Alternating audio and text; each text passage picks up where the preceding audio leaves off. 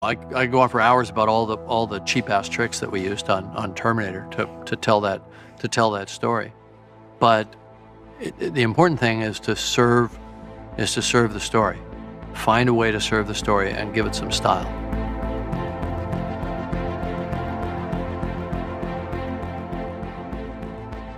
If I were shooting a very low budget film right now, and I need to get a lot of setups a day, I would have a game plan for every day of shooting that involved the nature of the lighting, because you lose a lot of time to lighting. And it's technical, it's understanding. It's going to take time to move. If you've designed the scene in such a way that you have a big lighting change, that lighting change is going to take time. You know, typically people call it turning around. You've shot the scene this direction, and the same lighting can't be used. If you bring the camera around to do your 180 reverses or your reverse over the shoulders, it's going to look flat, it's going to look horrible. And the lighting has to be all cheated so that reverse actually looks pleasing to the eye. I remember once, just to prove the point to myself, after I had made Titanic and done these big films, Titanic and True Lies and films like that, I did the last episode of a series that I was producing called Dark Angel.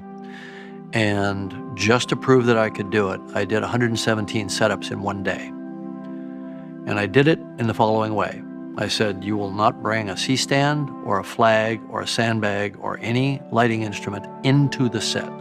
We will light the set from across the street with 4 10K xenons, and I will move every shot to the light. We won't move the lights to the shot. And it was a big kind of suspense action fight sequence. 117 setups in one day. I shot it all handheld. It was myself and another operator. We kept the crew out of the workspace. We had the stunt people standing by to pop in for the actors at a moment's notice within the fight choreography.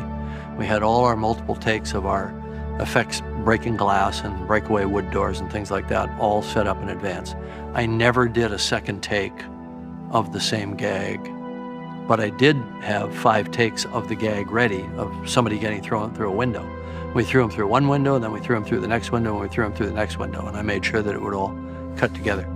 So there are tricks like that you can do. And it was a little bit of a competition with Robert Rodriguez, because I think he had done like 105 setups or something in one day on one of his films. And Robert, of course, has written much and done much to disseminate his ideas for how you do low budget. So the point is, it can be done.